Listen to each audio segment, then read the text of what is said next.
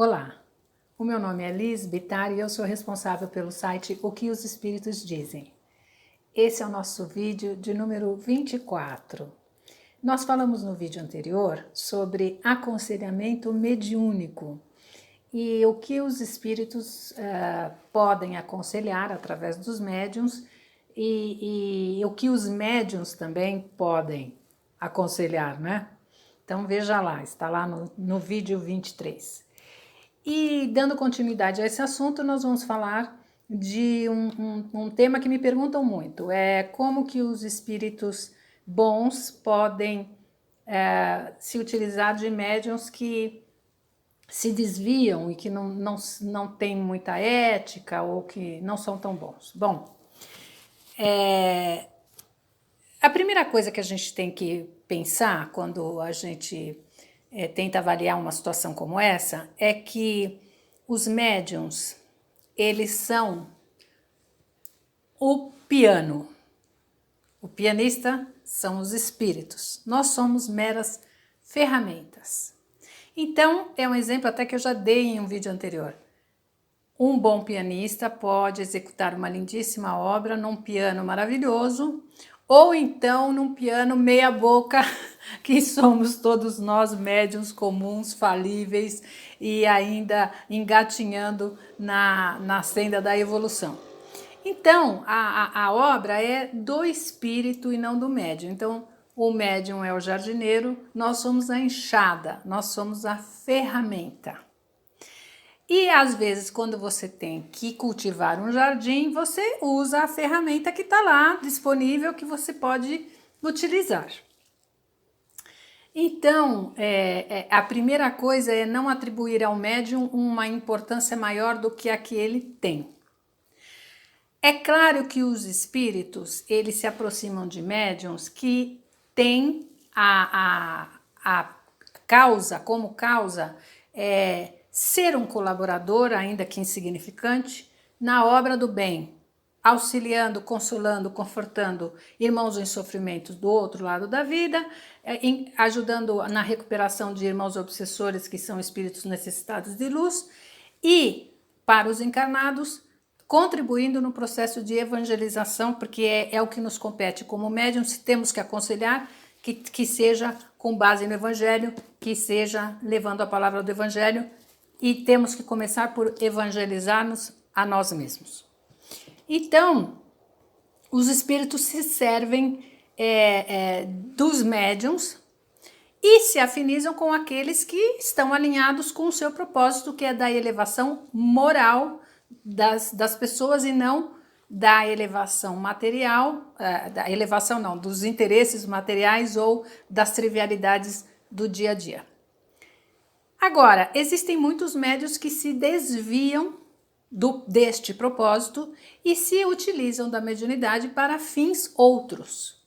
E aí, é claro que os espíritos superiores, que têm uma missão, que têm uma tarefa, utilizam outras ferramentas. Eles não precisam ficar com uma ferramenta que está lá estragada, eles podem utilizar outras ferramentas. E aí, esses médiuns acabam sofrendo processos obsessivos ou então acabam se servindo de espíritos, se aliando, aliás, a espíritos que são de ordem inferior e que são enganadores e não têm nenhum compromisso com a verdade nem com a elevação moral de ninguém, porque não se ocupam nem da própria elevação moral. Então aí nós vemos médiuns que se desviam completamente e alguns até fazendo da mediunidade um comércio. Mas aí muita gente me pergunta para o caso de João de Deus e falam, olha, mas se ele se desviava dessa forma do caminho, como é que ele teve a mediunidade de cura por tantos anos? Olha, a mediunidade de cura está no Evangelho, no capítulo 26, dar de graça o que de graça recebestes, fala-se da mediunidade gratuita e também da mediunidade de cura. A mediunidade de cura é um compromisso do médium, é uma mediunidade realmente diferenciada e que pode trazer muitos benefícios, ajudar a muitas pessoas. Então é um compromisso que o médium traz quando vem com a mediunidade de cura, que, lembrando, mediunidade é uma condição orgânica, não é uma elevação moral. é uma condição orgânica de expansão fluídica e de troca fluídica. Então, não é uma condição moral. Então, qualquer pessoa que tenha essa condição orgânica tem a faculdade mediúnica, independente da sua evolução moral. O que se recomenda e o próprio Evangelho recomenda, é que o médium comece pela própria reforma íntima, que o médium tenha o compromisso com as orientações do Evangelho, e conforme disse o Emmanuel, a primeira tarefa de todo médium é evangelizar-se a si mesmo. Mas a mediunidade por si só é uma faculdade orgânica. É uma faculdade não, é uma condição orgânica. Bom, o médium que vem com com a mediunidade de cura, ele tem um compromisso com a espiritualidade. E ele se desvia desse compromisso por obra do seu livre-arbítrio. Ele, às vezes, opta por se desviar desse compromisso com a espiritualidade e cabe a Deus julgar, nunca a nós. E aí você vai falar, bom, mas como é que um médium consegue enganar tantas pessoas por tanto tempo? Ora, a gente não nos cabe julgar, essa é a primeira coisa. Mas fazendo uma análise assim de fora, ele não se dizia espírita, ele era médium, mas não se dizia espírita. E às vezes a gente via ali várias imagens de várias religiões, mas aqui também não é para você livrar a cara do espiritismo, limpar a barra do espiritismo e dizer, ele fez isso, mas ele não era espírita. Não é isso. A mediunidade está atrelada ao espiritismo. Quando você fala que é médium, as pessoas imediatamente pensam em espiritismo, o que é muito natural. Mas talvez ele não tenha tido a escola doutrinária da doutrina espírita no que se refere à educação mediúnica, de acordo com os valores cristãos, conforme prega a doutrina espírita. Isso é uma coisa. A outra coisa, como que os espíritos se serviam de um médium que se desviava no seu comportamento? Ora, mais uma vez, a nós não nos cabe julgar. O médium é uma ferramenta, Se você tem que adubar um jardim, você tem aquela função de adubar o jardim, você vai utilizar aquela ferramenta que está em suas mãos para realizar aquela tarefa. Então, o médium é uma ferramenta. Aí você vai falar, mas seriam bons espíritos que estavam ali, se era um ambiente que tinha aqueles problemas de comportamento? Como que os bons espíritos não se afastaram? Como a gente tem vários exemplos de espíritos que se afastam de médiuns, que se desviam da obra cristã. Eu nunca estive lá, mas me disseram que lá era um local assim que tinha um jardim onde centenas de pessoas iam e orar e meditar nesse jardim. Ora, eu fico me perguntando, um local onde várias pessoas de vários locais e de várias religiões recorrem a esse local com a predisposição da fé e se reúnem nesse local para orar, para pedir a cura,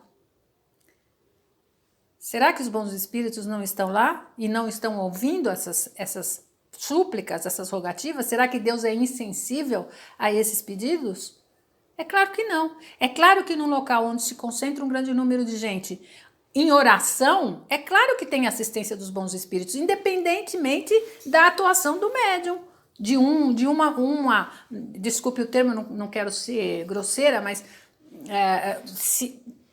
independentemente se você tem uma maçã podre no conjunto, né? E mais uma vez me perdoem o termo, que não quero ser ofensiva, mas um local onde tem um número de pessoas que oram, de diferentes credos, de diferentes raças, mas que estão lá todas com o mesmo objetivo, de pedir a Deus a cura, e vão nesse local para orar, é claro que aquele local tem proteção espiritual, e é claro que aquele local tem os bons espíritos, é claro. E é claro que aqueles que são merecedores, que Deus permite a cura, é claro que obtiveram a cura, é claro. E outros não, por condições inúmeras que a gente nem sabe por que detalhar. Mas a ajuda espiritual, ela não depende da atuação de A, de B ou de C, e os bons espíritos atuam independentemente das boas ou das más pessoas que estão naquele círculo. Então, você vai falar assim, será que aquele local tinha proteção? Por que os bons espíritos não se afastaram? Os bons espíritos não se afastam de nós, necessitados de ajuda e necessitados de luz. Se afastaram do médium, eu não tenho como comprovar, porque não sei se já no final a atuação dele, eu sei que no começo os relatos eram assim, que realmente fazia coisas impressionantes, eu não sei se nesse final ele continuava, não sei dizer, então não vou me atrever aqui a fazer, dizer se é por isso ou por aquilo, sobre a atuação dele. Mas o que a gente sabe da doutrina espírita é que os espíritos não fecham os olhos e não se negam a atender aqueles que buscam a ajuda de Deus, e aqueles que oram têm as suas orações ouvidas e atendidas sempre que possível, dentro do possível, seja qual for a ferramenta disponível para realizar essa tarefa, né? Aí você vai falar assim para mim, mas por que os espíritos então não impediram que ele fizesse as coisas erradas que fez? Deus nos deu o livre-arbítrio e Deus respeita o nosso livre-arbítrio. Todos nós temos o livre-arbítrio. Os espíritos não interferem no nosso livre-arbítrio.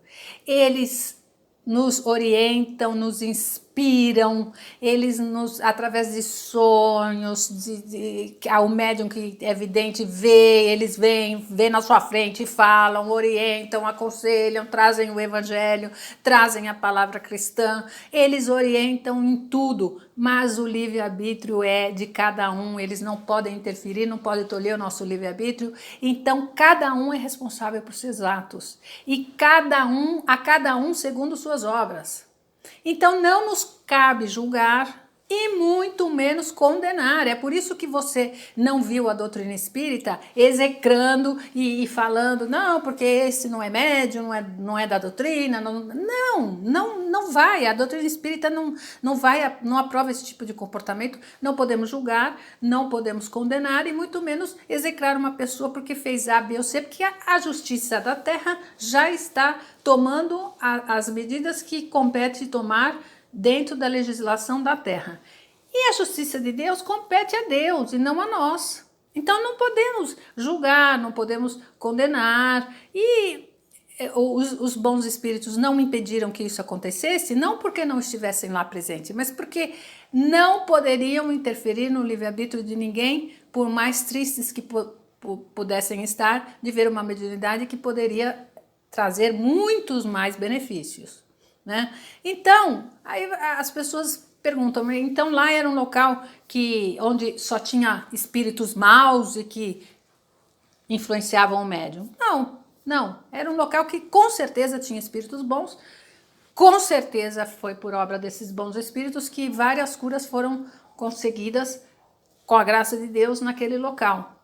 E que se o médium estava obsedado, isso também não compete a nós, isso é a sintonia de cada um, o desejo, aonde a gente liga a nossa mente, o nosso desejo, o nosso coração, isso é de cada um, então não podemos interferir, é por isso que não vamos julgá-lo, não vamos condená-lo e vamos pedir a Deus por ele, como pedimos por todos os médiuns, especialmente por aqueles que se desvirtuam do caminho, que Jesus possa reconduzi-los. E não vamos perder a fé por causa disso. Não vamos perder a fé por causa disso. Não é por causa de que a obra maravilhosa dos espíritos vai ser diminuída. Eles estão aí, estão presentes, atuando sobre nós e nos ajudando, sempre que possível e sempre que deixamos. A gente se vê no próximo vídeo. Até lá!